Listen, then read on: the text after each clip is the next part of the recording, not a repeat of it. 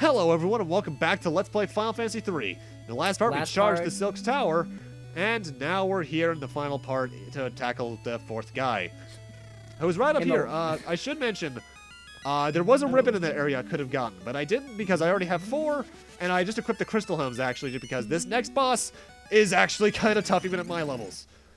The two-headed D!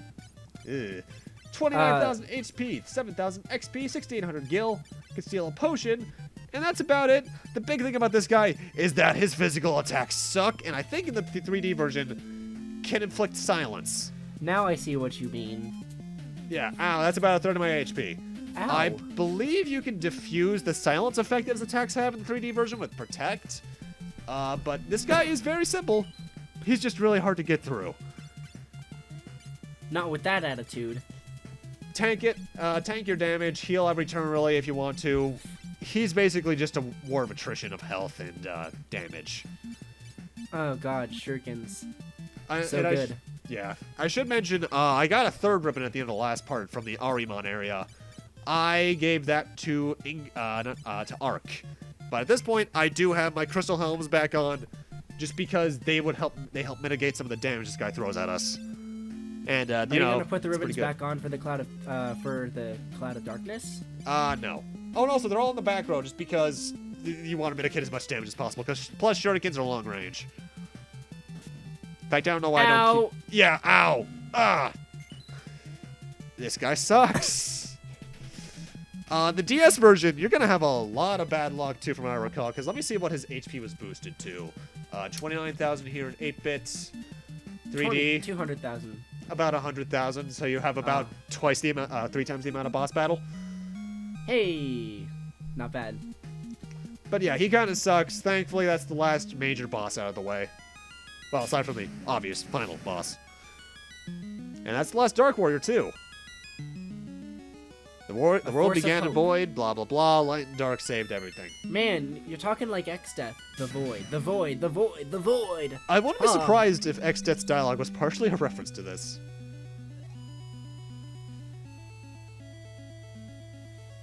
There's so much stuff involving void.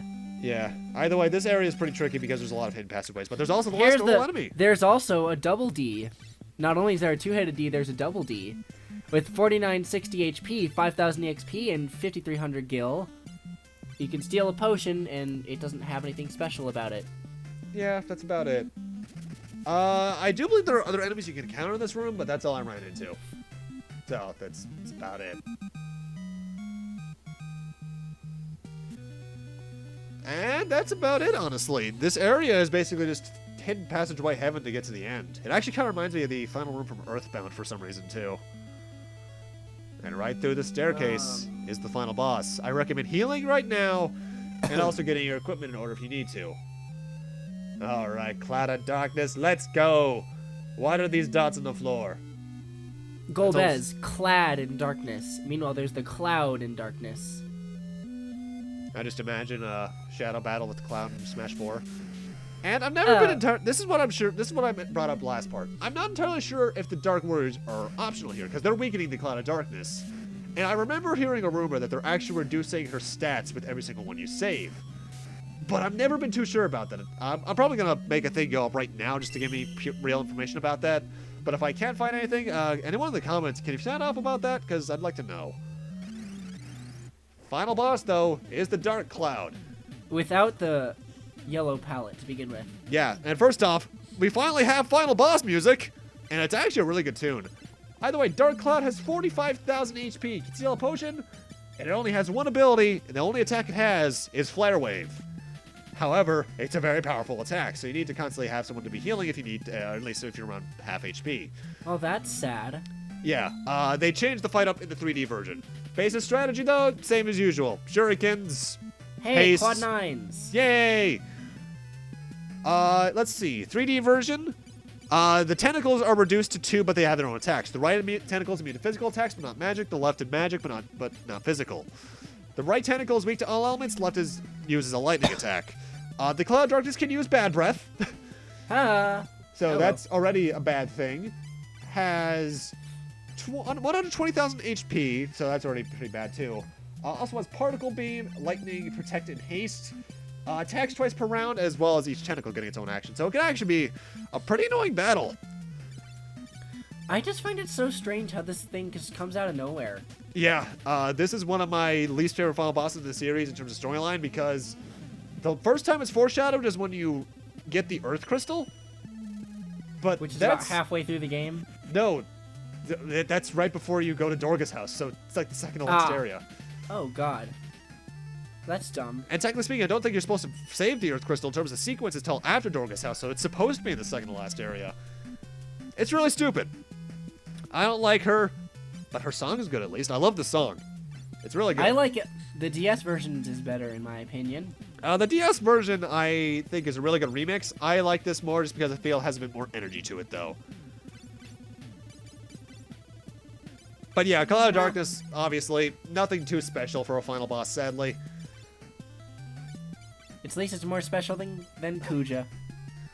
Oh, yeah, technically you are right, because Kuja was not even the final boss. Ugh. That'll always piss me off. Kuja should have been the final boss. Or Hades. He should have been. Because at least Hades would have been a good final boss. Well, I've told you this before. The area where you fight Necron, there's concept art of it, only Hades is there. So Hades was originally intended to be fought there at one point or another. And she's down! And, like all good final bosses, we get a slow melt.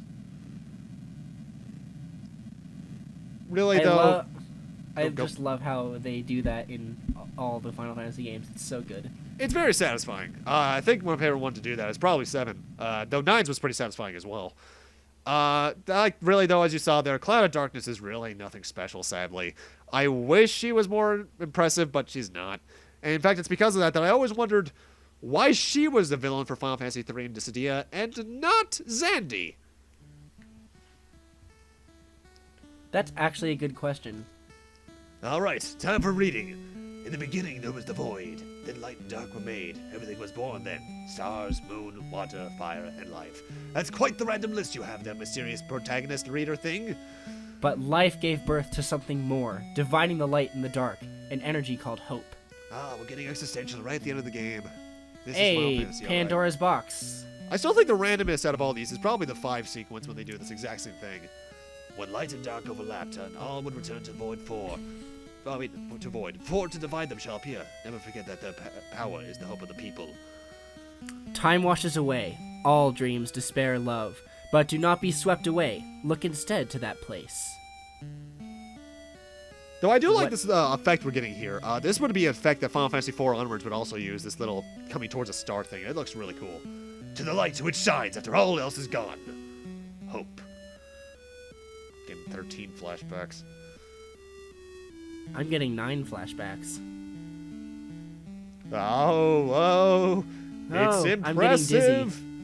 This is actually very impressive for the NES, I'm not gonna lie. So are we gonna go light speed anytime soon, or what? Okay, here we are. Happy music, yes. Hey guys, we're back. We destroyed evil.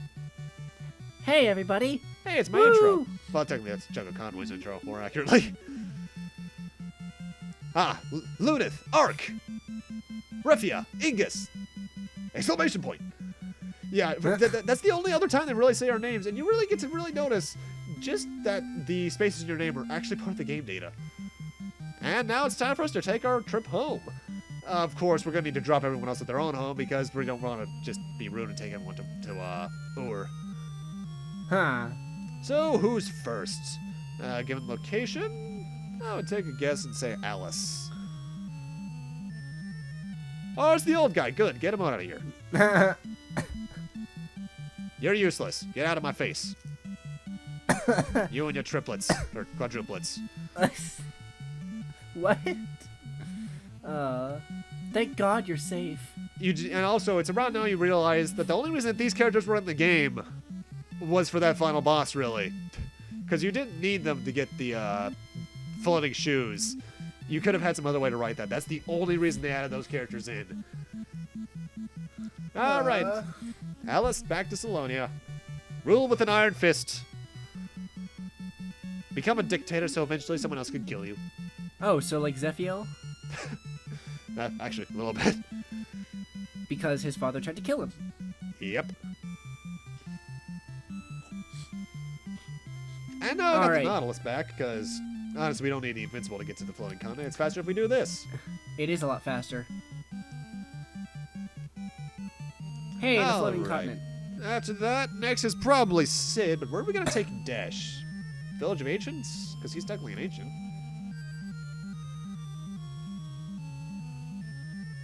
Alright, over to Canaan. Sid! I'm getting off too. Dash is getting off because you remember that Serena girl we saw in like part 3 and never again? He's staying with her because they had a weird romance thing. This game has a story, I'll give it that. But it's nowhere near as in-depth as 2. It's almost as non-existent of 1 at points. As 1 at points, rather. How shallow. That's beautiful. I do like Sid and his wife, though. They're pretty funny. Granny. Huh. Oh, boy. Dash. Oh, have God. fun, man. Dash. Oh, boy. I always did have a funny picture after this ending image here, though. Of just, like, Sid and Dash getting together at, like, the bar to drink. Their wives, like, having a turkey ready at home. And now it's time for us to take Sarah back to Sassoon. But, nah, she's gonna stay with us for a bit longer. Also, she's hitting on Lunith. I believe she hits on, Ingus in the DS version. Or, like, flirts with him, rather. And we're finally back home to Ur. Hey, Mom, Dad, we went to puberty on the way back. Huh? That's super weird. Yeah. I do like this ending theme, though. I absolutely love this ending track. Oh, I was gonna say, it's weird how Lunith didn't have the space after his name, but everyone else did. Well, that's because his name's the longest. Haha. Jealous. Somebody's jealous. Young love. But we saved the world. Yay, let's go have turkey.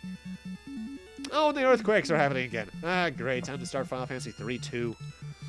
But what's actually happening here, the game is very vague about this. It says the crystals return to its place. Essentially, the way I always took it is, before the earthquake happened at the start of the game that caused us to fall into the first crystal area, the crystals were actually, like, up in midair, saving the world or doing their effects. But I do like this effect we're about to see here. This is a really good shot. Whoa, dude. We're up high, man. Yep. And... earthquake. I'm dizzy. There it is. Hey, it's a star. Oh, dude. That's a beauty. Yeah, that seizure effect aside there. Birds! I see burbs. But, with the prelude now going, ladies and gentlemen, that is the end of Let's Play Final Fantasy 3 with Kenny. Oh, man. That was good. Yeah. First off, I do want to thank you again for joining me, Kenny. Our schedule was thankfully a lot more cooperative for this than it was for Chrono Trigger. It ended up to be a lot better. Yeah, because this took us less than a month to record, I believe. Or maybe just around exactly a month. Either way, how was Final Fantasy 3?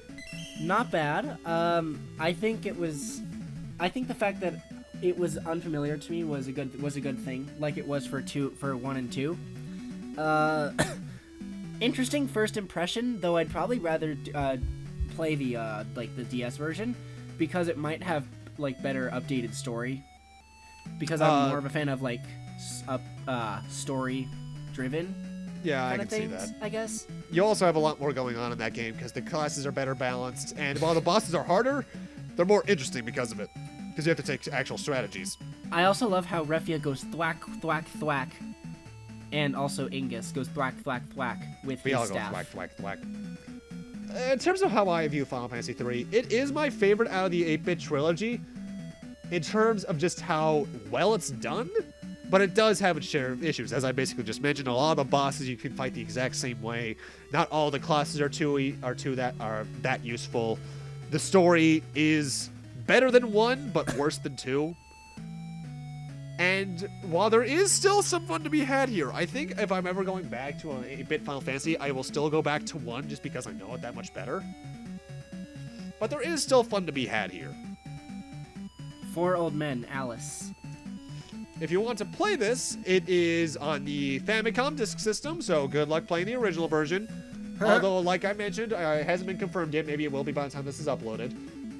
We might be getting a 30th anniversary thing that'll have like the original version of this in it, which would be interesting. It is also on the Nintendo DS, which is the 3D version, which is also on the iOS, Android, PlayStation Portable in Japan only, the Ouya, Windows Phone, and the Steam, basically. So there's actually a good amount of ways to play this nowadays. Well, that's good. Now, if only they could do that with Mother 3. We might see it on the Switch for all we know. Oh my god. I hope. Reggie, you're teasing us. I'm getting a little salty. You better make it happen. To me, though, the best part about this game is the music, because I think Uematsu really did push the NES to its limits here. Especially he's really good at doing that, in my opinion. Yeah, I think even though I don't think it's my favorite soundtrack without a doubt, I think his best work at pushing the system to its limits is the ending of 6. Because without a doubt. Because there's no other sound channels going on at that point, so we can just use every sound channel for music, and it comes out beautifully. Next up, though, for me and Ken, is once again a Final Fantasy game. Or 4. But 7's what we're ending off the planned ones with. We're going off to Final Fantasy IV. And this is where things are going to be a bit different. So far, we've played the original version for every single one of these games. However, as Kenny knows and as a couple of you know, Final Fantasy IV is my favorite RPG of all time. And because of that, I'm going to give it a bias and play the best version of it. We are going to be playing the PSP version. What makes it the best version? It's basically the difficulty curve of the PSX Game Boy Advance version, but it looks the best. It has more features to it that make it much more accessible. It has After Years, it has the interlude, and it has the GBA PSP, the GBA exclusive areas. Good. Well, I will do post game for that one eventually. For the main playthrough, I'm only going to be showing off the one that you can do before the end game. And also just because I want to do it like I did with the previous 2 games, we are also showing off the DS credits, so everyone who worked on the game can get their thing. But if you want to stop watching here, I don't blame you, because we're stupid. I don't know There's what still image. 3 minutes. Yeah, because that's the DS credits. The DS credits actually start with a character roll, and I forget if I show off any of that, honestly. No, I do not. It starts off with the character roll, similarly to this version did, and you actually would have seen the translated names. The weapons look kind of weird in the DS version. Nah. Trip and fall. You actually That's get to see sword. Yeah, you actually get to see some amount of the characters shine through here, though. I do like the added character to the DS version. I will say that, because each one of the characters has personality to them. My favorite one of them is probably Refia, though, because she's pretty funny.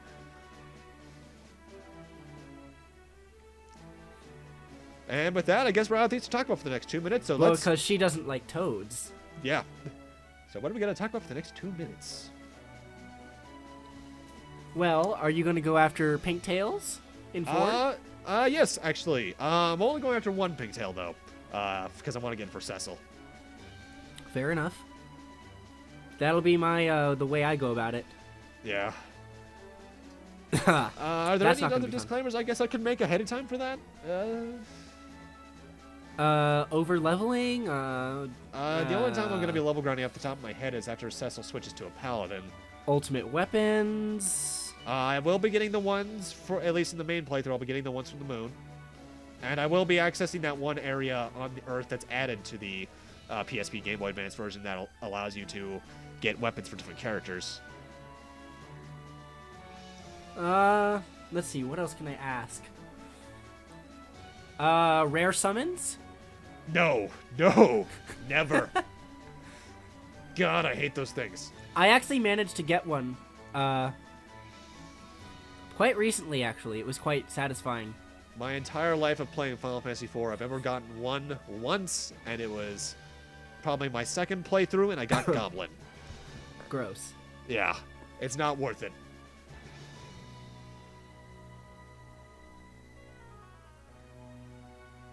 But yeah, ladies and gentlemen, I do want to thank you guys for watching. I do want to thank you once again for joining me, Kenny, because while we were much more cooperative with getting this one done, you still had to take time out of your schedule to help me with this, and I want to thank you for that. Well, thank you for giving me the opportunity to do this with you. I probably would be a much different person had we not met and been able to do this. So, there you go. I could say the same thing. Because I'm a lot more tolerant of people than I used to be before I met you. That's interesting. But yeah, ladies and gentlemen, thank you guys for watching. Have a great night. Take care. I forget why this looks like it's going on for another 20 seconds. So I'm just going to fade out my audio here by walking away from my microphone. See you guys Goodbye. next time. Oh, I should probably mention, next up for me is actually another little mini marathon. Ladies and gentlemen, for reasons of a fan game, we're going back to Metroid. See you guys then. Bye-bye.